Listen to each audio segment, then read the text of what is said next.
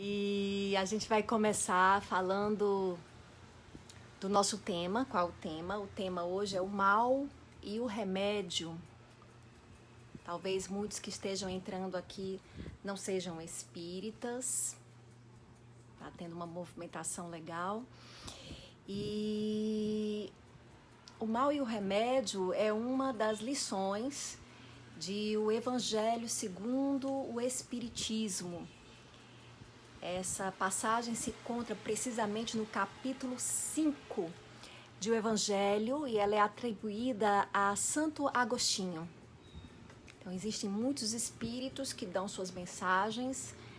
Kardec comenta algumas passagens e isso constitui o Evangelho segundo o Espiritismo. O capítulo 5 trata das aflições, da justiça das aflições. O capítulo Bem-aventurados os aflitos, né, nos traz a justiça das aflições, fala das causas anteriores, causas atuais.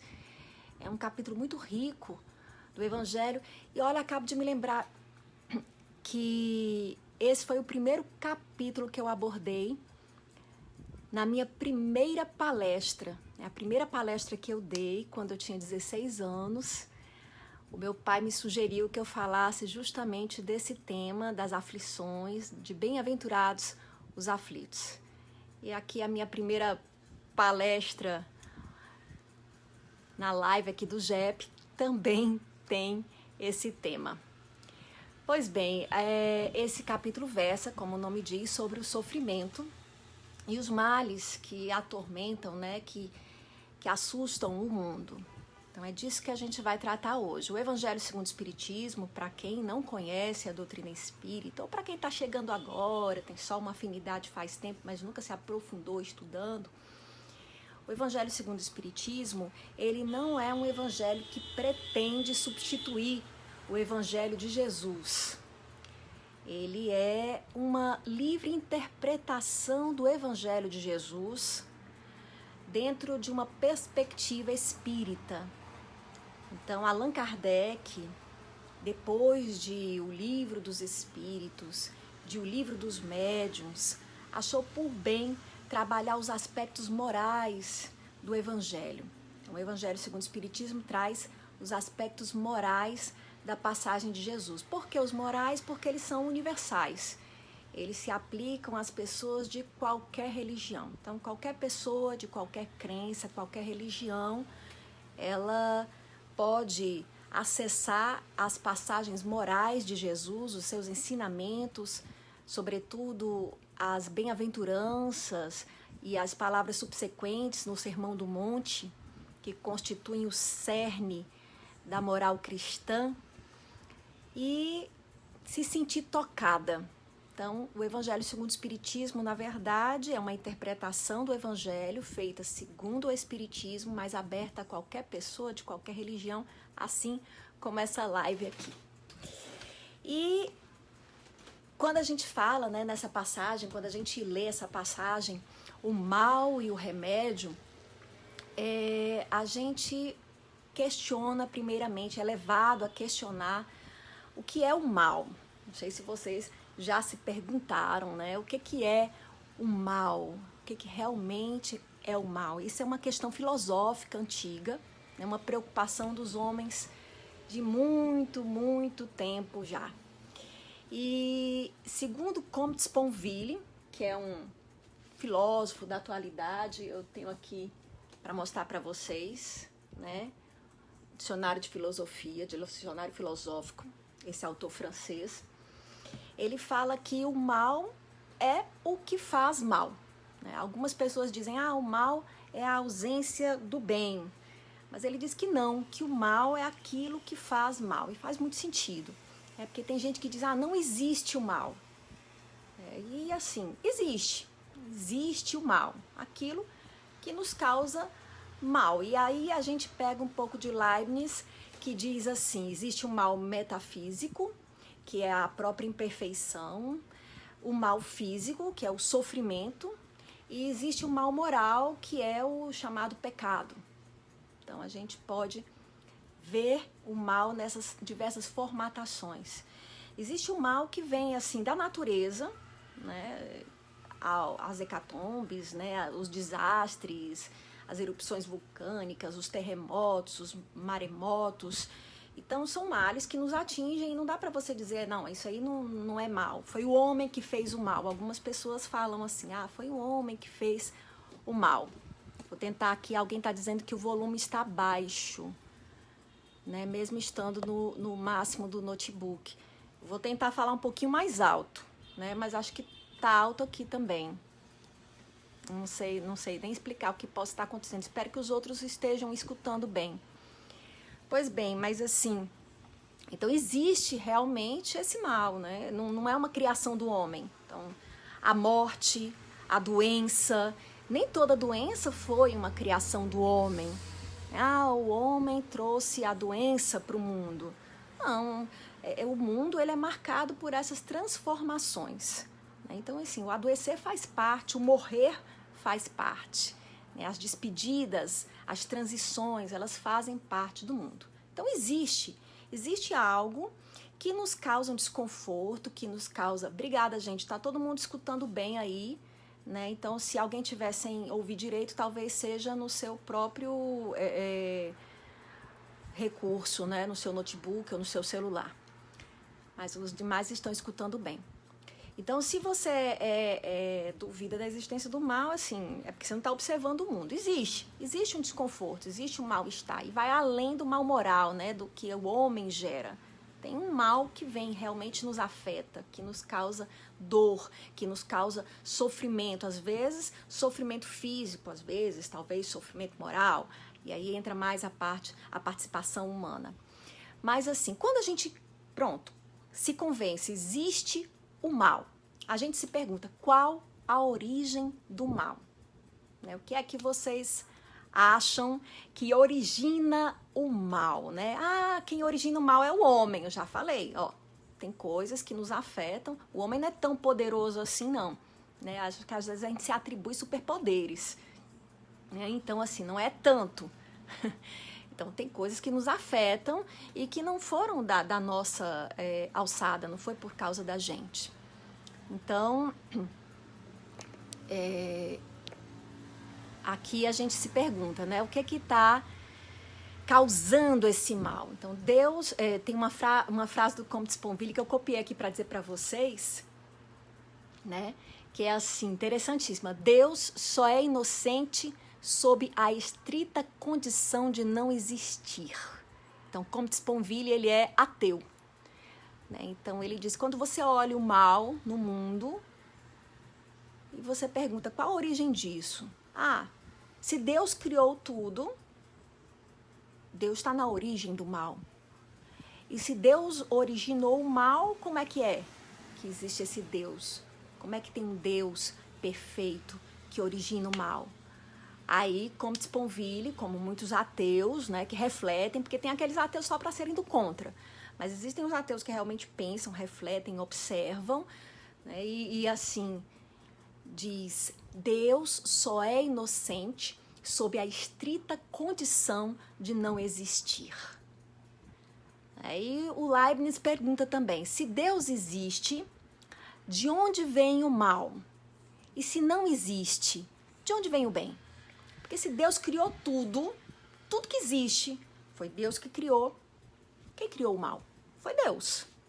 Como é que Deus criou o mal? Deus criou tudo. Nada está fora do... Pensa mais aí. Nada está fora de Deus. Vocês já pararam para pensar nisso? Alguma coisa está fora de Deus? Nada está fora de Deus. Tudo está em Deus. Né? E não, ao mesmo tempo, tudo tem uma vida própria, criada por Deus. Então, assim, não existe um cantinho do universo onde Deus não esteja presente, onde Deus não se faça, não alcance. E aí eu pergunto, como é que tem o mal? Onde está Deus naquela hora? No mal. Né? Então, é uma pergunta que a gente pode se fazer. Né? Assim, cadê Deus? Quando a pessoa se debruça sobre a questão do mal, ela reflete profundamente, sem medo, ela enfrenta, ela bate com essa questão sobre Deus. Onde é que está Deus? Alguém diz assim, Deus está conosco. Certo, Deus está conosco. Aí vocês veem aí, né, assim, algumas pessoas dizem assim, se Deus quiser, tá tendo aí uma pandemia, né? Então, alguém diz assim, se Deus quiser, Deus me protegeu, Deus vai me proteger. E os que adoeceram? E os que morreram? Por que Deus não os protegeu? O que foi que aconteceu? Quando tem um acidente, quando tem um desastre, Deus me salvou, foi a mão de Deus. E os que sucumbiram? Né? Qual a explicação? Qual a explicação? Então, o Ricardo diz aqui, Deus está em todos os momentos. Tá e nos maus momentos? Ele está também no desastre, ele também está nessa pandemia? Onde é que está Deus? Assim, qual é a participação dele nisso? E aí que a gente entra com o papel da doutrina espírita, né? A visão espírita do mal e de Deus. Aí temos que prestar atenção, né? Para a gente poder aqui se estender um pouco sobre a doutrina espírita, que é o nosso tema, né? Então, alguém está dizendo, não, o mal é a ausência do bem. Lá no começo, Denise, eu falei, né? Não, o mal não é só a ausência do bem, não. Existe o mal. Né? Então, tem um desastre, por exemplo, né? Um terremoto, um maremoto, não é falta do bem, não. Aquilo ali aconteceu. Né? Então, isso aí fica para a gente se questionar. Né? Tá lá. Né? Tá acontecendo. Existe a doença, a gente definha, a gente sofre. E esse sofrimento não é ausência do bem, não. É um sofrimento mesmo. Ele é o oposto do bem. Né? Então, a oposição do bem. Vixe, Carolina, eu já escutei assim. Bom, vamos até o fim que a gente vai chegar onde a gente está querendo chegar. Então, prestem atenção. Deus criou os espíritos, segundo o Livro dos Espíritos, para quem não conhece, obra básica da doutrina espírita, primeira obra do espiritismo, né? Segundo o Livro dos Espíritos, os espíritos foram criados com aptidão tanto para o bem quanto para o mal. Todos os espíritos foram criados simples e ignorantes. Na questão 121 está lá. Deus criou os espíritos com aptidão tanto para o bem quanto para o mal. Né? Então, assim. Aí você vai e se pergunta, se Deus criou um espírito com aptidão tanto para o bem quanto para o mal, eu me pergunto, então tá ali o mal. Ele criou com aptidão para o mal. E aí a gente volta naquela história.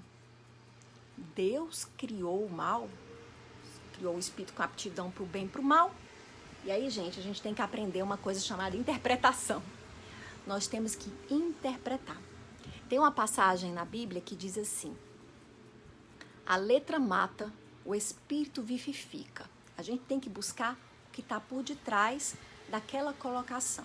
Se você for ler, né, o Livro dos Espíritos por inteiro, inclusive as obras básicas, você vai ver o seguinte, que Deus criou os espíritos simples e ignorantes com todas as aptidões. Primeiramente é colocado dessa forma, com todas as aptidões. Nós temos o potencial para tudo. Então, Deus, ele é perfeito. Deus não cria nada que não seja perfeito.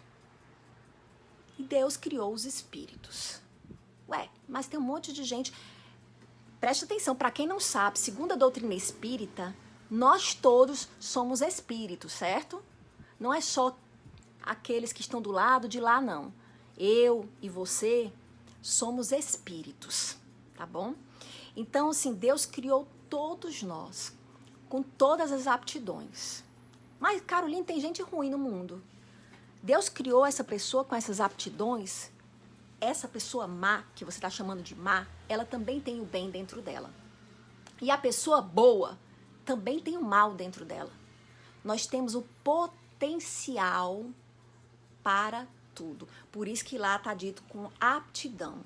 Nós temos potencial para realizar tudo. Deus nos criou com todas as capacidades. Porém, Você pode comparar com o próprio desenvolvimento do ser humano. Quando um bebê nasce, ele já não nasce, ele nasce com potencial para se tornar um adulto, não é verdade? Ele nasce com potencial, mas ele já não nasce adulto. É preciso que ele vá no contato com a sociedade, na relação com os outros, na relação com o mundo, que ele vá desenvolvendo aquilo que traz potencial. Tem até uma história muito famosa em sociologia de umas meninas que foram achadas, que foram criadas por lobos, que deu origem ao mito, né? A história do Tarzan. Então foram criadas por lobos, que ele foi criado por macacos, e tem o Mowgli, foi criado por lobos. Então, assim, essas meninas, elas não conseguiram atingir todo o desenvolvimento que nós, que convivemos em sociedade, que trocamos os nossos conhecimentos, atingimos. Então, elas andavam de 4, porque conviviam com os lobos.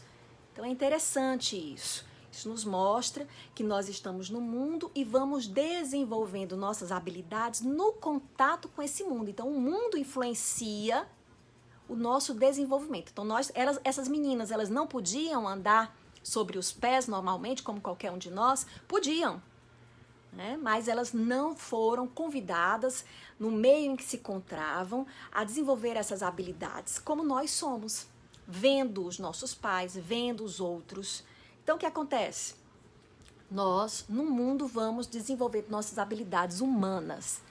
Os espíritos são criados como os bebês, simples e ignorantes, nos diz o Livro dos Espíritos.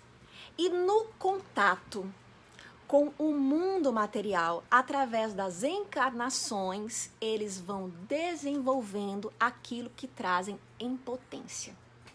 Então, desse ponto de vista, de um ponto de vista filosófico, nós não podemos dizer que os espíritos, a gente pode dizer metaforicamente, poeticamente, que nós somos imperfeitos, mas nós fomos criados perfeitos, nós somos imaturos. Então, os espíritos, eles saem de um ponto de imaturidade e vão amadurecer através da vida, durante o percurso da vida. E eles são colocados em contato com as condições que vão provocar a expressão daquilo que trazem impotência. Faz sentido? Espero que sim.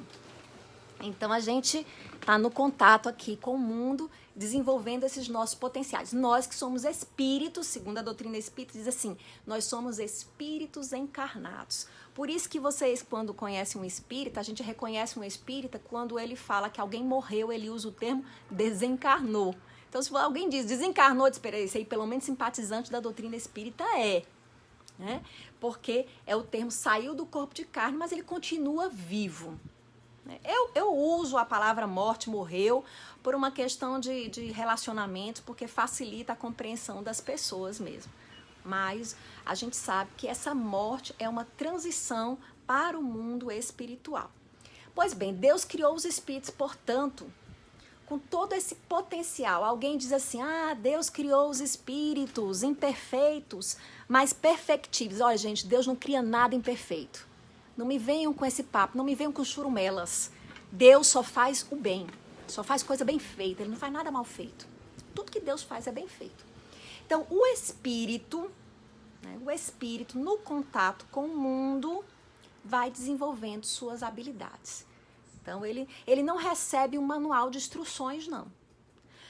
Deus cria espíritos constantemente, nos diz a doutrina espírita, de forma que, quando um espírito é criado, outros já existem e estão mais desenvolvidos no processo do amadurecimento, que a gente chama o aperfeiçoamento na doutrina espírita.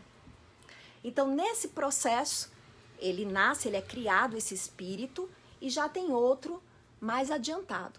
O espírito vê o outro mais adiantado, pensa que ele sempre foi adiantado, como uma criança.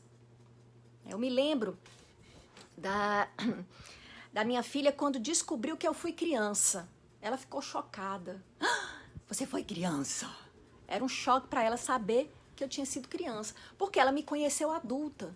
Então, ela não imaginou que algum dia eu fui criança. Então, assim, os espíritos também. Quando nós somos criados e já existem espíritos mais adiantados, nós achamos que esses espíritos foram criados já perfeitos, já iluminados, já amadurecidos. E nós os chamamos como anjos. É isso que deu origem à ideia de que existem anjos criados perfeitos. Mas, na verdade, todos os espíritos, segundo o livro dos espíritos, que foi ditado pelos espíritos, foram criados simples e ignorantes. E nesse processo evolutivo, como é que se dá o processo evolutivo? Por acerto e erro. Como assim? O espírito é lançado no mundo, entra em contato com o mundo e vai vivendo as experiências do mundo.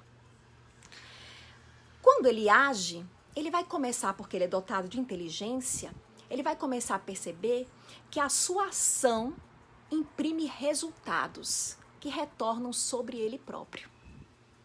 Então o espírito começa a perceber que interfere no mundo. Quando ele desenvolve a individualidade, ele começa a perceber que ele interfere no mundo, que o mundo responde às suas ações, que ele pode transformar o mundo. E a Bíblia metaforiza essa realidade dizendo que nós fomos criados à imagem e semelhança de Deus. Por quê? Porque nós interferimos no mundo de forma inteligente para obter resultados. Conscientemente, nós planejamos, nós aprendemos com os resultados dos outros, nós transmitimos o conhecimento adquirido e assim nós evoluímos. Interessante, né? Então, o que é que acontece? À medida que nós vamos vivendo as experiências e colhendo os resultados, nós vamos observando que algumas ações geram resultados que ao longo da vida espiritual se mostram geradores de desconforto, de desprazer, de mal. E nós percebemos que existem outras ações ao longo da vida, não só imediatamente, às vezes imediatamente parece que trazem resultados ruins, mas ao longo da vida a gente observa que aquelas escolhas, que aqueles caminhos percorridos nos levaram a bons resultados. Então, o que o espírito entende? Que aquele caminho que leva ao desprazer, à dor, é o caminho do mal. Ele chama esse caminho de caminho do mal. Mas, na verdade, gente, é apenas uma lei divina, de causa e efeito. É isso. Ele age e ele recebe o resultado. E ali, ele age e recebe o resultado bom. E ele chama de o bem. Mas isso não está só no moral, na vida moral, não. Isso está em tudo, em toda a natureza. A própria natureza também está se transformando. Isso não é para agradar nem desagradar ninguém. É o processo da natureza. É a lei natural. Então, os corpos materiais, eles se transformam, chega um ponto em que acontece a morte. Que, na verdade, no fundo, como já dizia Lavoisier, nada se perde, nada se cria, tudo se transforma. Então, vai chegar esse momento. E aí também a gente volta a pegar no livro dos Espíritos, existe o quê? Lei de destruição. Olha, eu sou espírita desde a infância.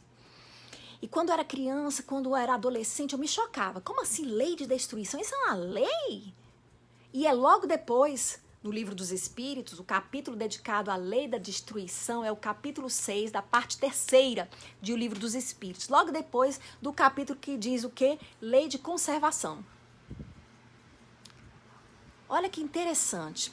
E aí a gente vê que Kardec acabou caminhando ao conversar, ao estudar os espíritos, ao organizar aquele trabalho, acabou convergindo, dialogando com os princípios de grandes filosofias e com o que hoje embasa grandes escolas psicológicas, como a psicologia analítica de Carl Gustav Jung, que traz a teoria dos opostos. Tudo no universo se compõe de relações entre opostos, opostos complementares. E muito antes de Jung, a gente via isso na filosofia chinesa. Aí, olha, vocês olham o quê, ó? Desenhei aqui para vocês, porque eu não ia ter slide, né? Então, ó, vocês conhecem esse símbolo? Né? Esse símbolo do Tai Chi é um perfeito símbolo de tudo que há na natureza, inclusive do espírito. O que é que temos aqui? Se a gente chamar uma dessas cores de o bem e outra de o mal, eu vou chamar o branco de o mal e o preto de o bem. O que a gente chama? Eu vou chamar isso aqui de destruição. Porque quando a gente bota mal, a gente bota muito moral nisso, né? Um julgamento moral. De destruição. E o oposto da destruição, a construção. Eu vou chamar isso aqui de feminino. E isso aqui eu vou chamar de masculino.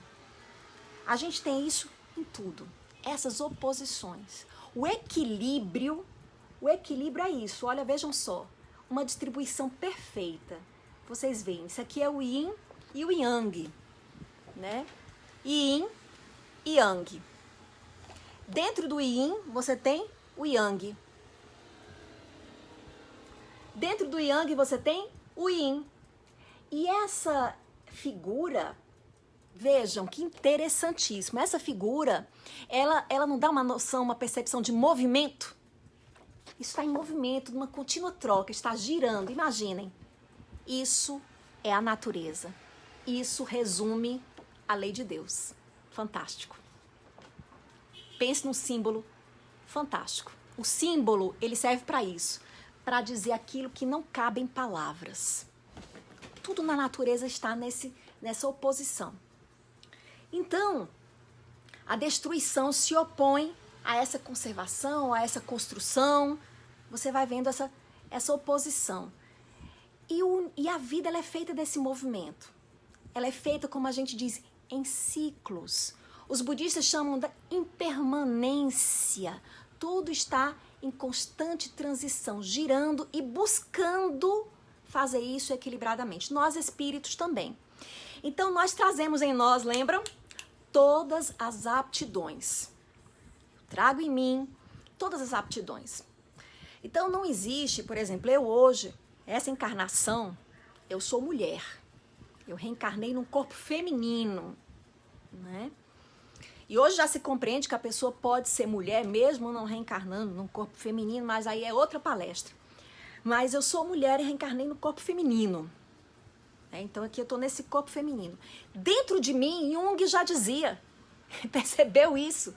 Existe o ânimos, o masculino, existe o homem em mim também.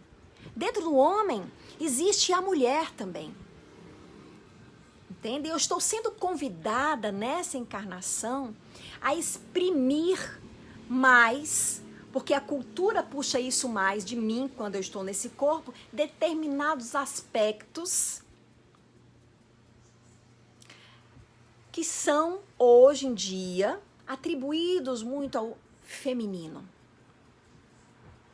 Era mais antes, cada vez mais, ao longo do progresso está tudo se igualando, homens e mulheres. E nós estamos desenvolvendo, precisamos desenvolver ambos os aspectos. Não existe isso de que o homem é aquele que tem que ser o durão, é o protetor, e a mulher, a pobre coitadinha, protegida, que fica cuidando das crias. Lá no Livro dos Espíritos você diz assim, você encontra, o homem cuida do exterior, a mulher cuida do interior. Puxa vida, isso daí a gente fica horrorizado. Não, é puro machismo. Eu como mulher então, nossa, eu ficava indignada. Mas aí, lembram que eu falei? A gente tem que interpretar. Primeiro, localizar na época. Por mais que tenham sido os espíritos tomados como autores do Livro dos Espíritos, esses espíritos falaram através de intérpretes. Aí você pega um livro desse, por exemplo, do Comte Sponville, ele é traduzido.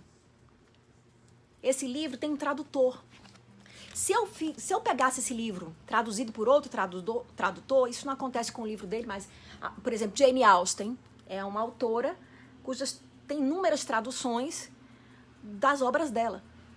Então ela escreveu numa língua, o inglês, e os tradutores traduzem diferente. Você vai ler um, é bem diferente de outro livro. O mesmo livro, Orgulho e Preconceito, mais traduzido. Por um autor é traduzido de um jeito, por outro é do outro. Então, o tradutor, o intérprete, ele interfere na tradução. Então, o médium que canaliza, né, na linguagem popular, o médium que viabiliza a comunicação do espírito, ele interfere na comunicação. Então, a gente tem uma doutrina que veio no século XIX.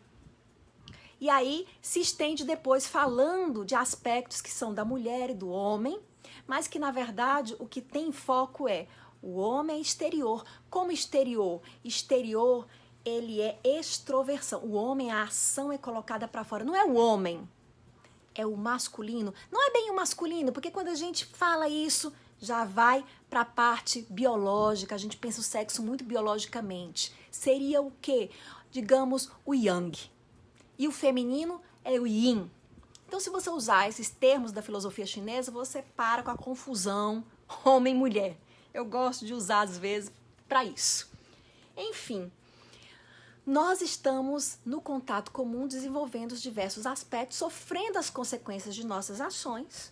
Tudo que a gente faz causa efeito, tudo na vida é assim, inclusive no mundo material, as coisas estão se transformando, gerando resultados, gerando resultados, gerando resultados. E moralmente nós sabemos na doutrina espírita que a gente não sofre o resultado de nada que não tenha relação com a gente. Nada que me afeta é algo que eu não mereço. É algo que eu não necessito. Deus não erra de endereço. O que acontece com você tem a ver com você.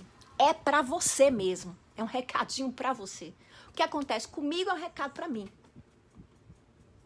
É claro que o que acontece com os outros também manda um recado para mim.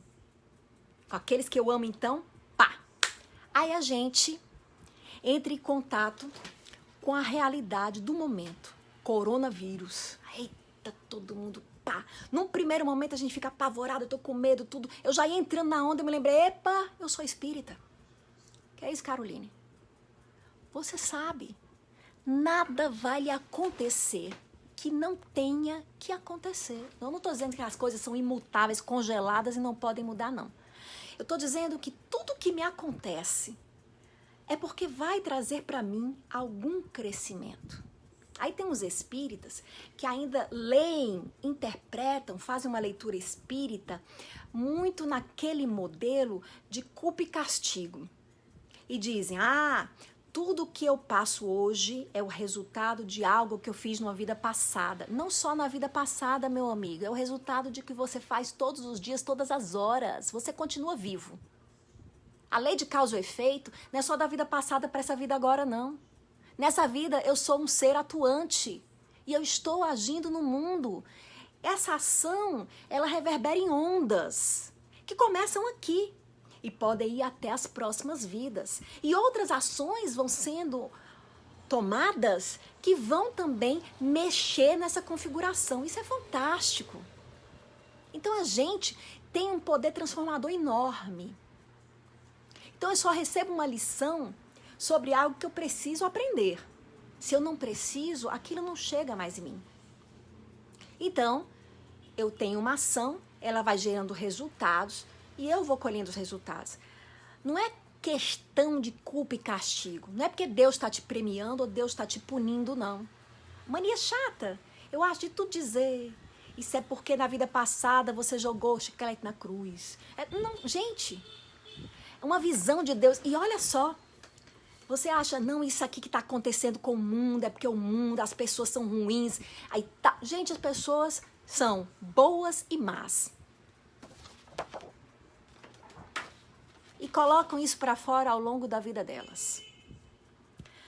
E assim também é o mundo, a Terra.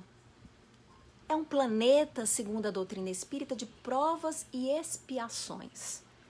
Então esse planeta é um planeta de aulas mais puxadas, sabe? Porque nós somos alunos mais ainda nos primeiros passos, de aulas mais... Por quê? Porque nós temos pouca maturidade, então nós precisamos às vezes de maior controle, né? Então assim, mas Deus, ele é amoroso, né? Cada ensinamento é para o nosso bem.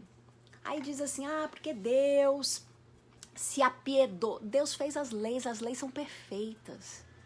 Ele não está aí com pena não, porque ele vê o resultado final. Quando você vê seu filho indo para o colégio, morrendo de chorar, porque ele não queria ficar em casa, né? Ou comendo uma coisa saudável, reclamando, você olha para ele, bichinho, nem depois ele vai me agradecer, ele sabe que isso é pro bem dele, ele vai saber, hoje ele não percebe. Então acho que talvez se a gente pudesse comparar Deus com a nossa forma humana de ser, a gente diria isso.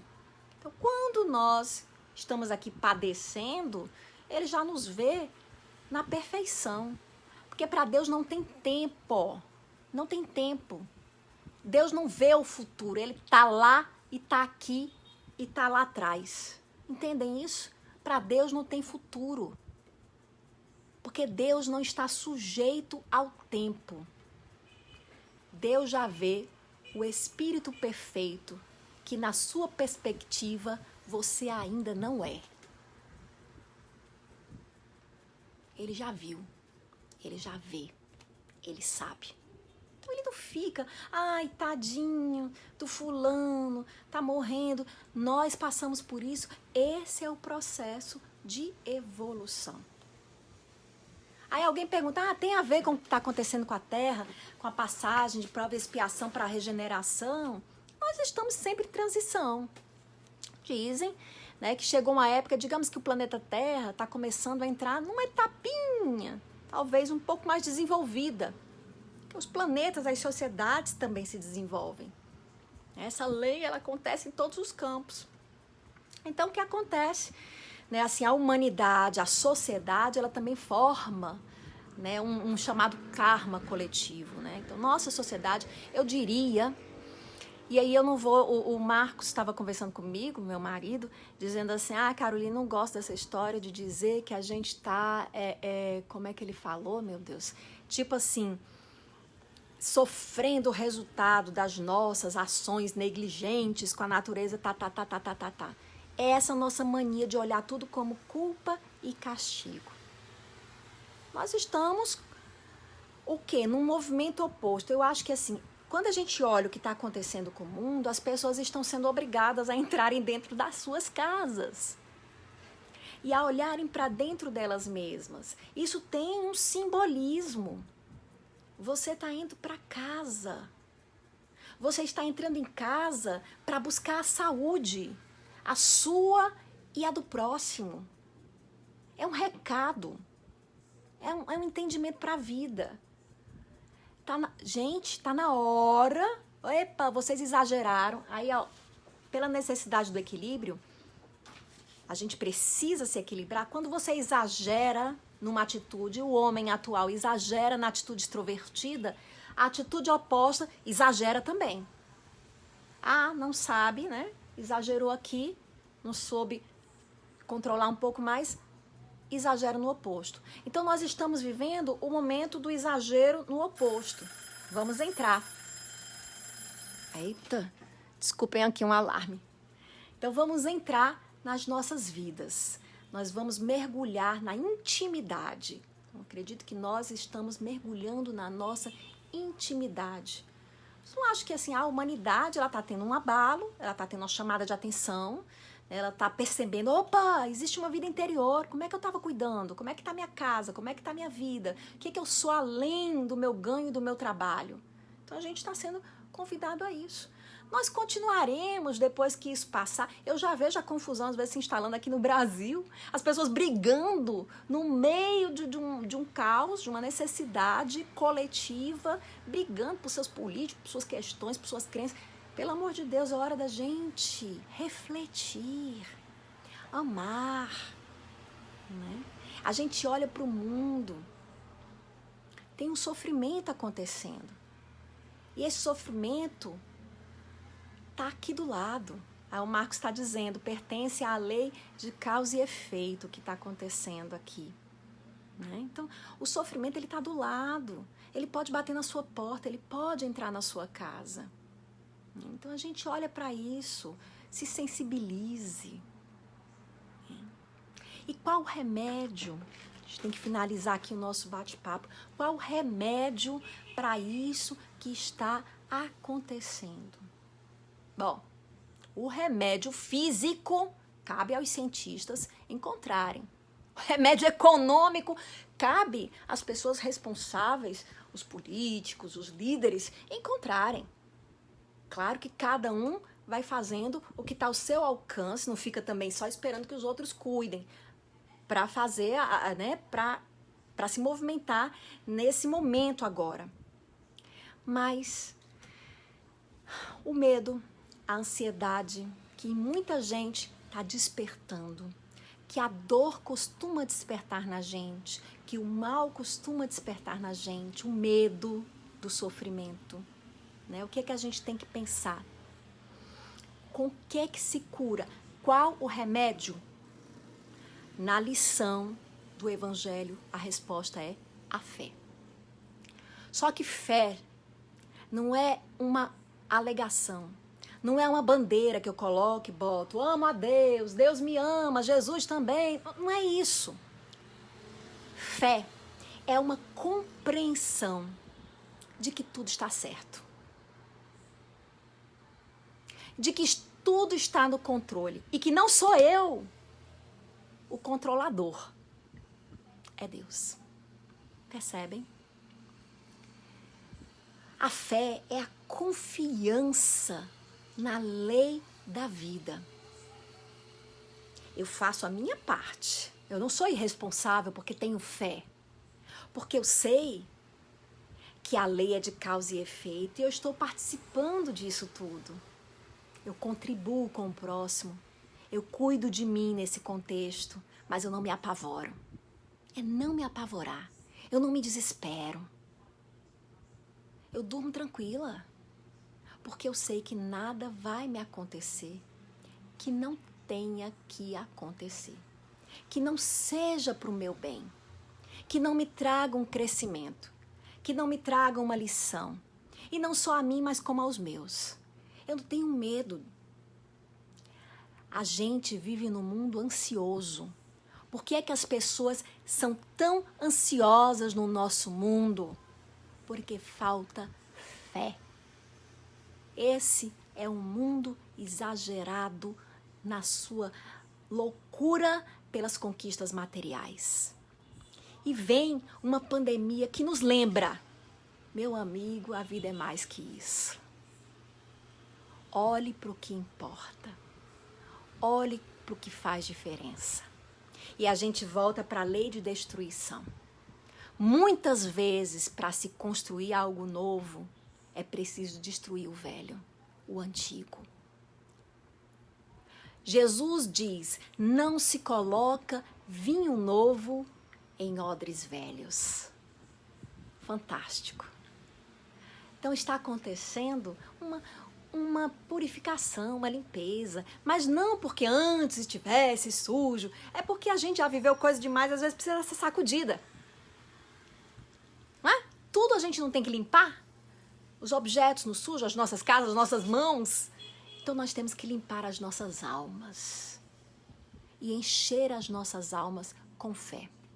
Lave as mãos com água e sabão e lave a alma com fé. Fé em Deus. Não é que a fé vai te evitar de ficar doente, não.